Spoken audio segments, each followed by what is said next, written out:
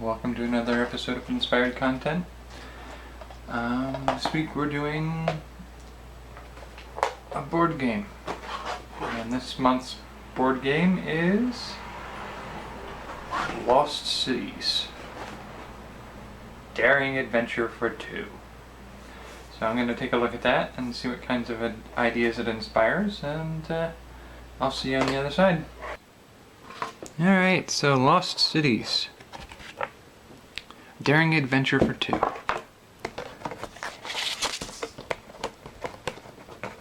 This is the board, I guess. 2 decks of cards.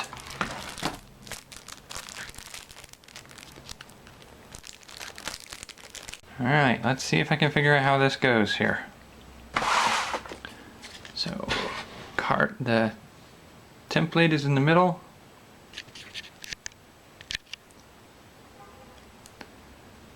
It's 1, 2, 3, 4, 5 spots on it. Let's see if I can get there you go. And to start a round, shuffle the cards, deal 8 to each player. So it's 2 players. 1,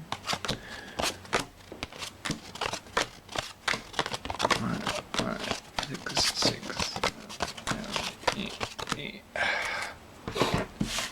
8 cards, 8 cards. Rest of the cards face down. Each player gets one of 2 choices. Add a card to an expedition, or discard a card and draw a card. The game ends immediately when a player takes the last card from the draw pile. You draw a card and discard a card. It goes on there. Okay, and so, but the other option is add a card to an expedition. Each expedition has 3 investment cards. Players may only play these cards at the beginning of an expedition. You would do something like that, investment cards, and then that. Okay. Despite what the directions seem to be saying, it's a little simpler than it looks. The directions make this a little confusing, but each round a player gets does 2 things. And those 2 things include play a card. In this case, I've got this expedition, I have 2 types of cards I can use on. These are funding cards. This investment cards is what they call them.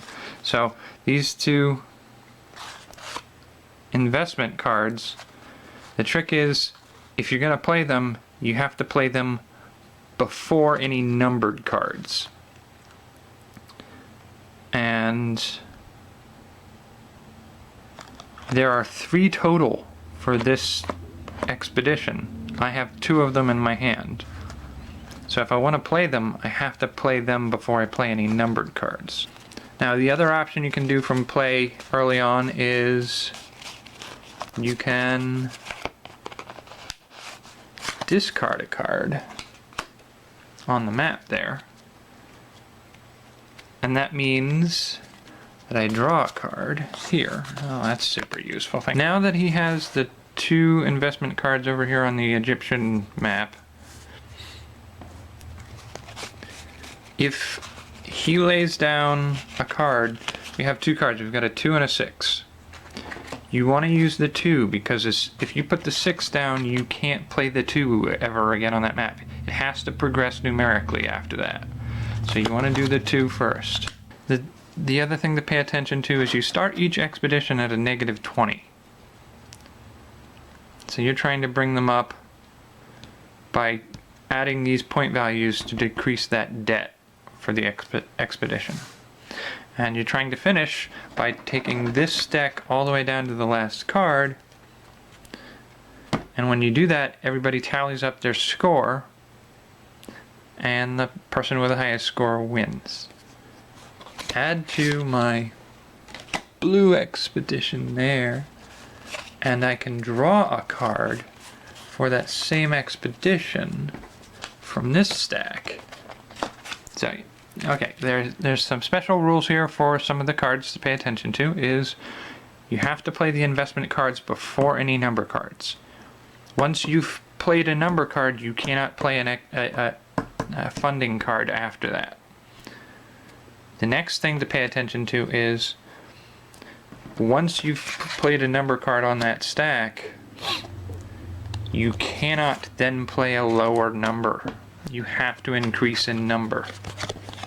So you can only add up past that. Now, each expedition starts out with negative 20 points. My understanding thus far is if you do not take an expedition, like I'm not taking this expedition, then I don't get negative 20 points. But once you've started an expedition, it costs you 20 points from your score.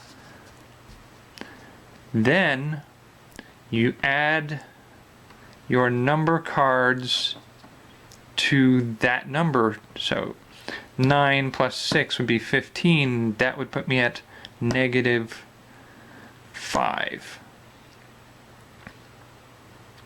But there's a little trick involved. The funding card is a multiplier for the game, for the expedition, so that at this point I have negative 5, but one of these cards is a 2 times multiplier, so that would put me at negative 10. 2 of these cards would be 3 times, and that would put me at negative 15, and all 3 of these funding cards, there are only 3 per suit, per expedition, all 3 of them would be a 4 times multiplier. So that would put me back at negative 20. So I need desperately to add more blue expedition cards. But since I'm already at 9 and there are only 10 in the deck, I cannot use 2, I cannot use 5. I need to find number 10. Otherwise, that expedition goes further into debt. So, it makes sense when doing an expedition like this and possibly doing the funding cards to try to make sure you're going to be able to finish a hand with a value that gets rid of that negative 20 and puts you in positive. Otherwise, you're going to be hurting your score in the end. But since I didn't start these expeditions, I have zeros on those. It seems to be only when you start an expedition that you can hurt yourself like that. Alrighty, so I guess that's all the rules. Well, Lost Cities. I'm gonna say little disappointed. 5.3 out of a 7.6. The thing is, I mean, this really strikes me as literally you have 5 suits of 13 cards. This really isn't that far removed from just a regular deck of cards. And the thing is, the cards are numbered 1 through 10, or 2 through 10, I guess. And then they have the 3 face cards. And the 3 face cards are all same value, they're investor cards. And so it's really just, I mean, you could do this with a regular deck of cards. There are no story elements on any of the cards. There's no character development. There's no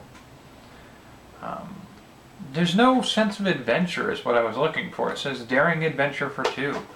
This is simply an attempt to manage resources and manage them better than your opponent and accumulate sets of cards with the higher value points. I mean, it's a math game for the most part with pretty pictures and an attempt at a theme. And so I do find it a bit disappointing on that score. I was looking for more from it story-wise, and it implies more story-wise, but but it is a quick, simple game with tight rule sets. I'll give it that. I think my other issue with it is the rules they provide are not super clear. I had to go over them multiple times to get what they were saying.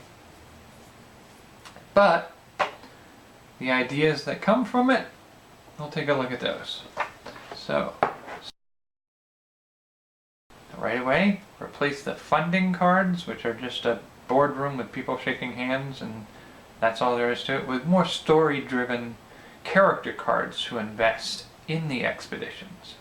So perhaps, Countess something or other is really obsessed with Egyptology, and so she will invest in your Egypt expedition more than she would invest in the Mayan expedition.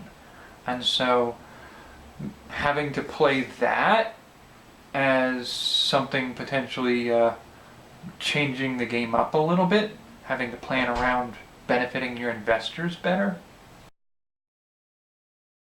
I can see this almost working as a solitaire game. Trying to beat a set of tomb robbers to secure sites by making them positive point value in time to prevent continuing looting. Have the number cards represent certain items or things along the way for the expedition, and add secret motive cards that can be fulfilled by gathering the right collection of items. A military force is trying to collect token items from different civilizations that would grant them victory or something like that. I can see this as not only uncovering a civilization, but building a civilization. So, sort of civilization building game where instead of cities, each suit is a dedicated knowledge base where, you might see that one civilization is famous for its mathematics and astronomy, and another might be famous for its horse riding and domestication of animals. And so each one would become famous as the founding civilization based heavily on a certain thing, or one might be a little good at all of them, and so you're building a civilization and trying to favor or spread out across certain fields. A mad science monster building game where instead of cities or civilizations, each category is a set of component parts for a specific area, like the brain, or the movements, or the power source, or the weapons, or that type of thing for your monster.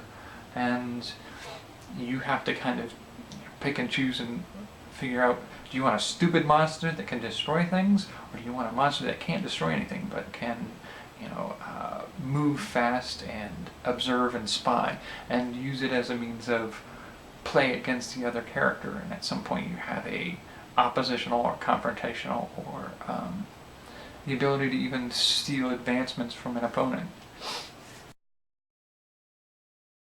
A space diplomacy game where the possibility of